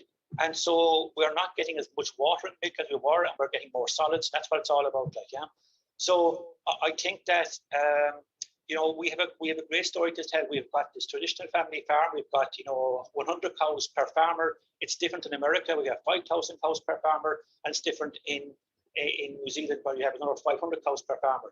So our carbon footprint is lowest in Europe. It's lowest across most of the world. And we have to get that message out there through Board Via and through the National Dairy Council about the positive attributes of Irish dairy, because I feel that we haven't done a great job in that over the previous number of years. Like that. You spoke as well, Pat, about a more stable growth period. Tom Arnold was talking about, kind of a cap on the national herd. A lot of people would like to see it cut. Your thoughts? Yeah, I mean, we have to look at the national herd rather than the dairy herd. I mean, I know that Karen is talking there that there has been a growth since 2015 in the dairy herd, and there has been. I don't think there'll be anything like that over the next 10 years or the next 5 years, where in certain parts of the country, I mean, there's been very little growth. In other parts of the country, there's been huge growth. But I think we have to look at it nationally. I think that the suckler herd is called, the beef herd is coming back every year. The dairy herd is slightly increasing. I don't think we can put a cap on dairy for the next 10 years because, if we don't produce that dairy, in Ireland last year, we produced 8 billion litres of milk.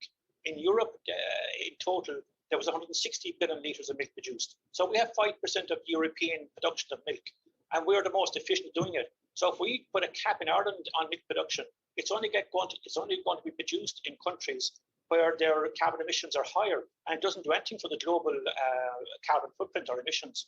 So I think we can talk about a cap in dairy. Certainly there will be a slowdown, and I respect Laura's point that emissions are going up, and we have to reverse that. Absolutely, water quality is deteriorating in certain parts of the country. We have to address that.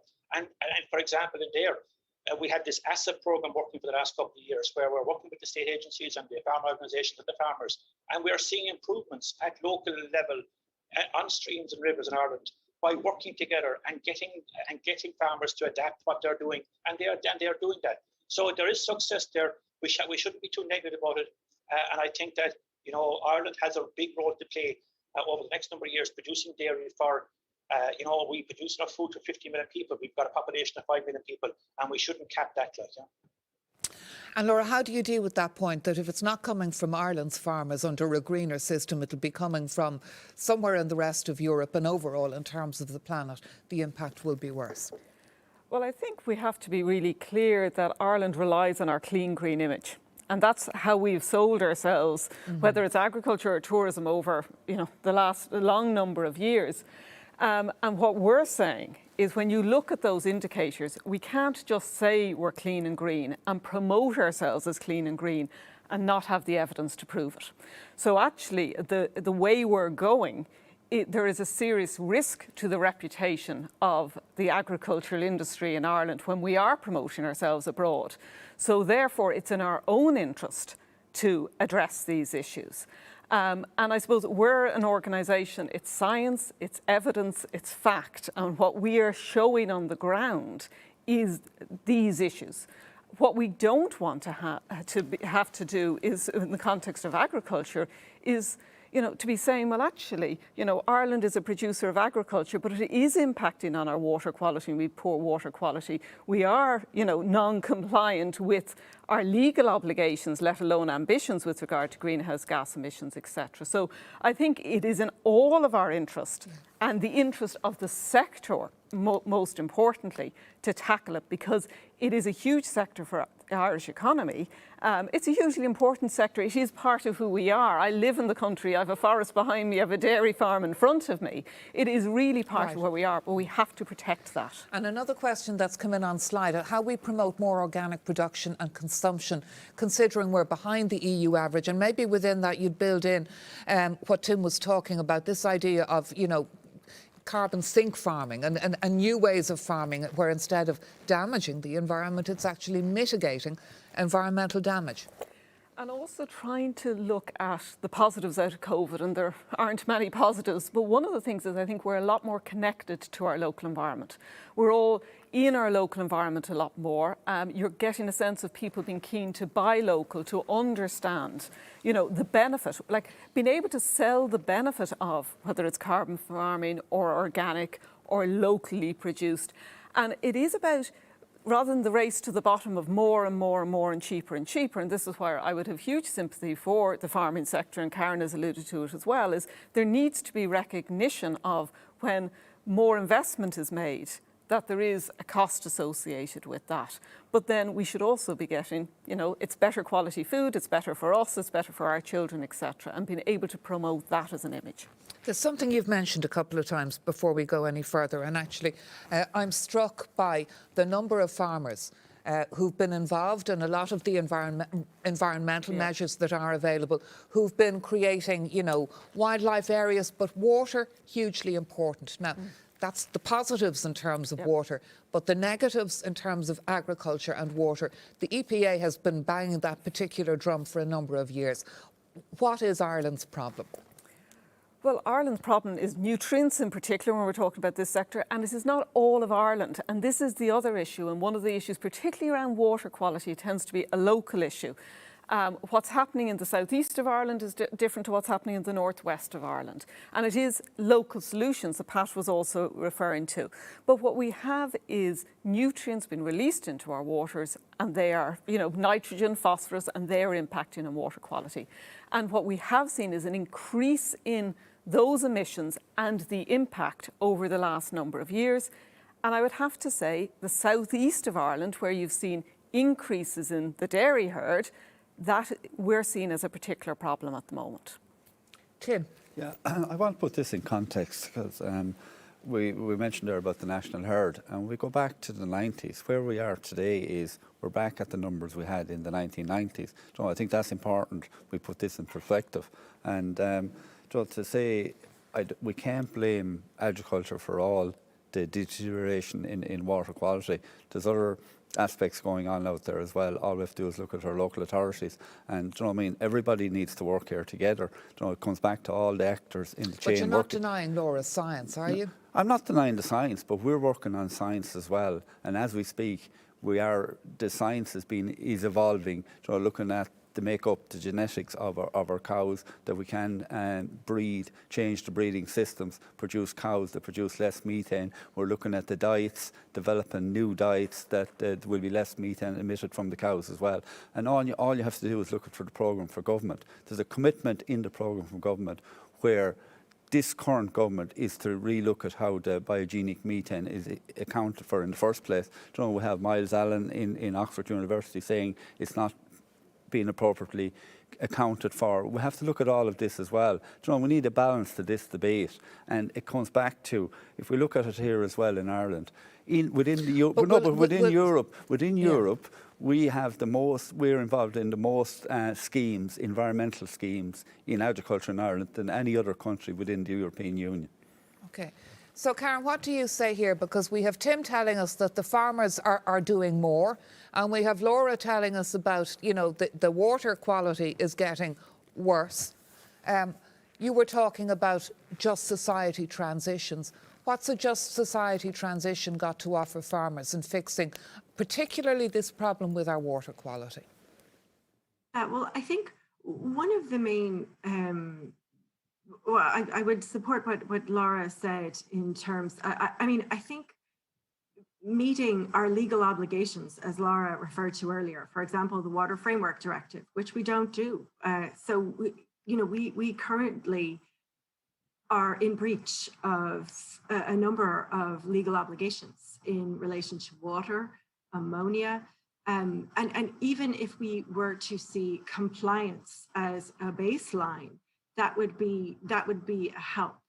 In terms of responding to the point as well that Ireland is a global actor, and that we are exporting, and if we don't, someone else will. I mean, I know that we've done a lot of work with.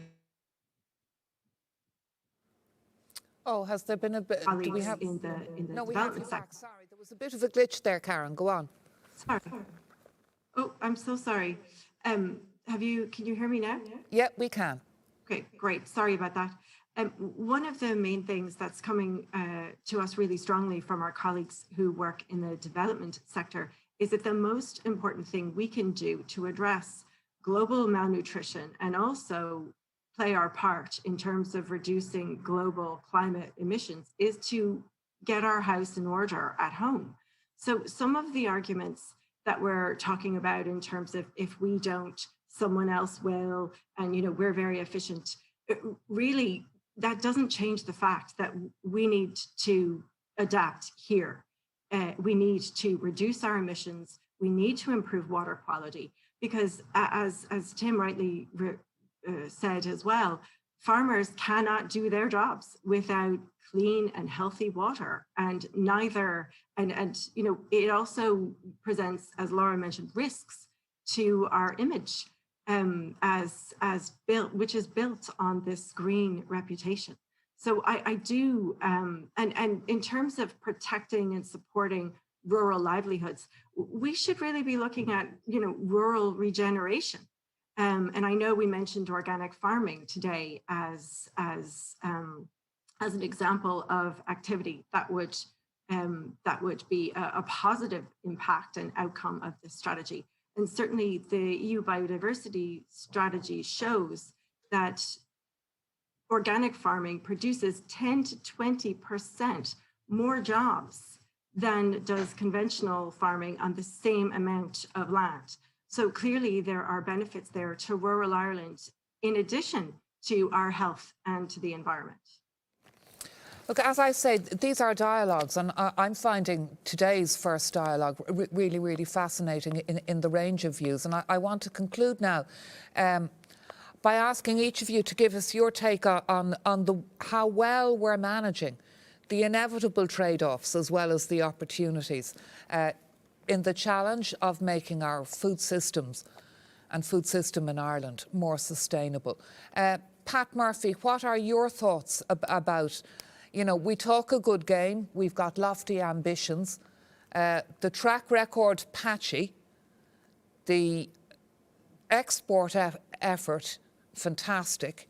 So squaring all those circles, meeting our legal obligations, and also going further, because if we don't, there's an economic cost to that. So the tough trade-offs from your point of view in your business, your final thoughts.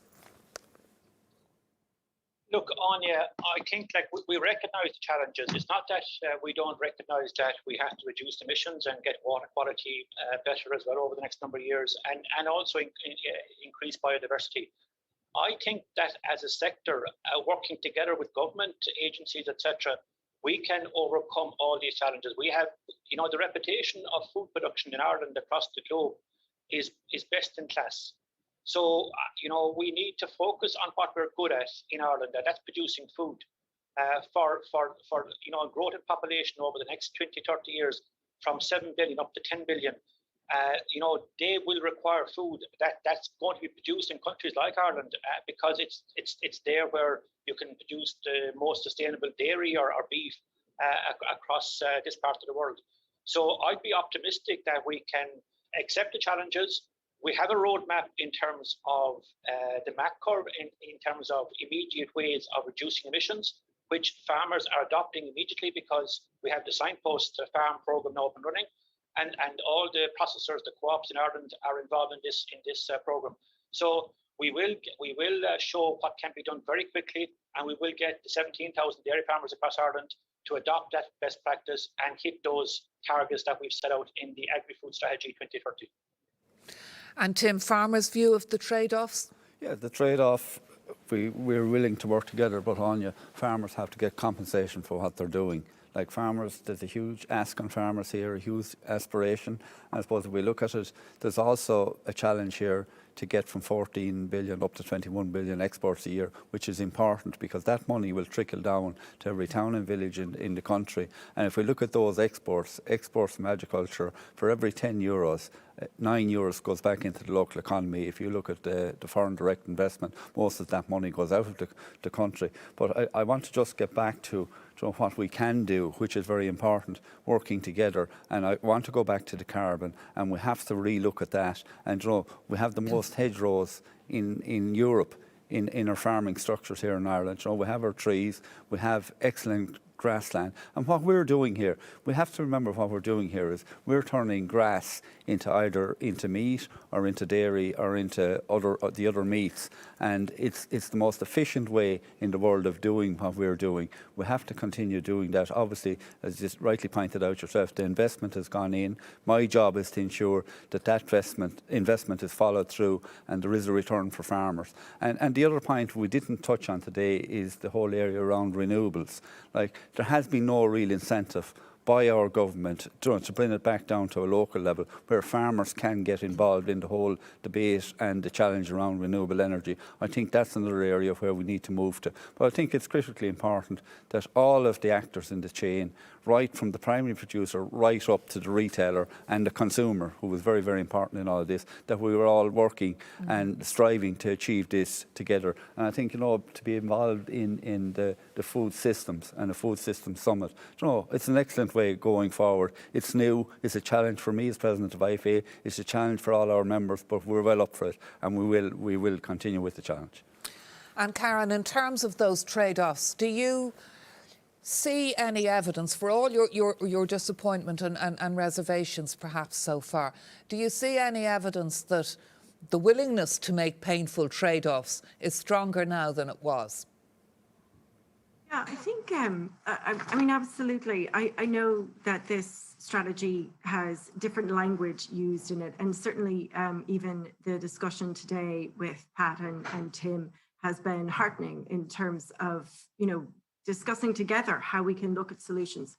But I think really where we have the issues is in terms of accountability and also an over-reliance on kind of technical solutions and research and innovation, where we know what needs to be done. We need to make reductions in inputs and reductions in outputs. And we also need to comply with the law. So, those should be taken as read. And then we can move on and discuss how we restore nature, how we restore water quality, and also how we, in the long term, have permanent and steady declines in our climate emissions. And that's really, and also bring communities along. And I think that that's really important. When we look at the makeup of this, even the strategy committee, I was appointed in a 31-person committee as the one voice of civil society. I don't think that that's acceptable. I think we need to have a broader decision-making process that is more inclusive and also transparent. So this committee developed a strategy which is, by all accounts, going to become de facto government policy. And that's really not best practice in terms of having a blueprint that is going to support communities, support people, and support sustainability in the long term. And your final thought, Laura, on the trade-offs. Do you think that the nature of the debate has changed, that, whether we've gotten better at meeting, well, certainly 2020 was very disappointing. Do you think we'll be better 2025, 2030? I think the dialogue has changed. I think it is really useful to have us all talking together rather than talking at each other, which may have happened in the past. I think there is recognition of the environmental challenges. I also think, Tom had alluded to it, but also Martin Frick and John Bell, this huge transition that we're about to go through. And think of it as a huge opportunity. I'm trying to think of win-wins rather than trade-offs, because trade-offs tends to be such a negative concept, as winners and losers, whereas actually there is a real opportunity here to do things differently that will be of benefit for everybody in society. So as I said, I'd like to leave with the glass half full rather than the glass half empty, but yes, the narrative is changing, and I think that's a huge opportunity. Well, I'd like to thank you all very, very much indeed for sharing this conversation with us all today. It really has been a pleasure. So my thanks to you all for your participation in this panel. Thank you, by the way, to all of you for sending us in your pictures. We were delighted with an overwhelming number of questions and comments that have come in so far. There isn't time to address all of them in this particular event, but as I say, they are going to be included in the formal feedback of Ireland's National Dialogue series to the UN Food Systems Summit, and there are 3 more of these dialogues to go ahead. But time now for me to hand you back to our convener and chairperson, Sinead McPhillips. Thank you very much, Anya. I would like to thank all of our panellists and contributors today, and all of those of you who put questions to the panel as well. And a particular word of thanks to Anya herself for her expertise in moderating this as a real conversation between people this afternoon. Martin Frick, just to reflect on some of the key points that people have made during the conversation. Martin Frick made the point that agriculture needs to be seen as part of the solution and not just as part of the problem. And I do think that that's very important in terms of our future dialogues. He reminded us that we have literally a burning platform, and said what's frightening is that we are close to tipping point, the point of irreversible loss of ecosystems. Food systems are an essential requirement to the requirement of staying within planetary boundaries. Tom Arnold talked about what's new and different about the new draft strategy for 2030, and that is the ambition that Ireland should be a leader in sustainable food systems. The strategy recognises that there needs to be a profound shift towards more sustainable production systems. It recognises that the strategy will have to flex and adjust when new targets are set, for example, when carbon budgets for each sector will be set by government later this year. He also talked about the emphasis on bringing benefits to the primary producer, and I think that was a recurring theme throughout our conversation. The need for a greater emphasis on food and health and on innovation and the bioeconomy. Tom made the point that monitoring and implementation will be crucial to the success of the strategy. If achieved, the ambition of the strategy will be of benefit to Ireland as a whole and give Ireland a competitive advantage in our food production system. Tom also invited the environmental pillar to rejoin the strategy process before the strategy is finalised, and I'd just like to echo that request. Tom mentioned the high level of political consensus and societal consensus is the best hope of achieving the high level of ambition in the strategy. From the first panel also, Roger Schulte highlighted that, again, that implementation is key, that farmers fear that the challenge will be left to them to solve by themselves. And it is really important that that doesn't happen and that no one is left behind with all of this challenge on their plate. Sequencing will be also important, Roger said, and the orchestration, which I think is a very good word, of the actors to take these actions.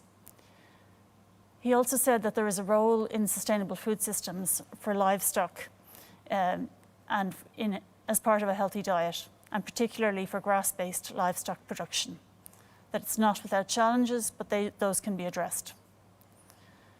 John Bell from the European Commission emphasised the importance of the Green Deal at EU level, that the EU is reforming each of its policies in response to that Green Deal, from financial instruments to farm to fork, to achieve those ambitious goals. John also said we are where we are, which is not in a good place globally, and we have to get to our destination from here. That will require a paradigm shift over the next decade, involving carbon management and the blue economy to generate new value streams and to involve farmers and fishers and incentivise them to take a part in those new opportunities. Also on the first panel, Caroline Keeling highlighted that there are big opportunities for horticulture based on the link between food and health highlighted in the strategy. There will be a new horticulture strategy for the sector in Ireland with significant opportunities for import substitution. And that we have to find ways to produce more, particularly in terms of fruit and veg, while working towards carbon neutrality.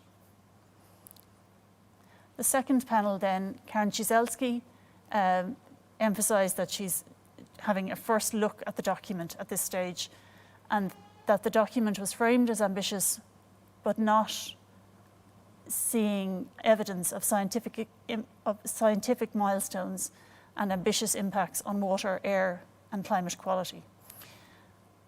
Karen said that past agri-food strategies have not resulted in lower emissions and have in fact seen increased emissions. So that approach hasn't worked and has been negative on environmental indicators. Karen said that previous strategies didn't serve farming well and that a change of direction is needed with additional supports for farmers and fishers. She did say that there were some positives in the strategy, but too many gaps for this to be a credible strategy. Promising language has been seen in the past, but hasn't been implemented. Tim Cullinan said that farmers have been custodians of the land for thousands of years, that farmers are willing to face the challenge ahead, but will need support and incentives to do so. Pat Murphy, on behalf of the dairy industry, said that dairy industry and farmers are up for the challenge of addressing environmental sustainability. Laura Burke said that there were many good initiatives in the strategy to reward farmers, for example, for nature-based farming, but she also said that some of the targets are not ambitious enough, that they are just meeting legal requirements. Laura emphasised that ambition can't be about more efficiency. It has to be about the total impact of farming and food production on our environment. So I hope that's just a flavour, I suppose, of some of the key points that I took myself from our discussion, and I know there are several more which will be captured by our team and reported in to the UN system. Just to reflect myself, I suppose the difficult circumstances of the past year has reinforced for many of us the importance of good food and good nutrition for health and the value of nature for our well-being. It has given us a greater appreciation for all of those who work in the food system to ensure that shelves remain stocked even in the most difficult of circumstances. For those of us involved in the food system in Ireland, there's no surprise about the international focus and discussion of the importance of food systems to sustainable development. We see every day the contribution that the sector makes to rural and coastal economies and communities and the environment.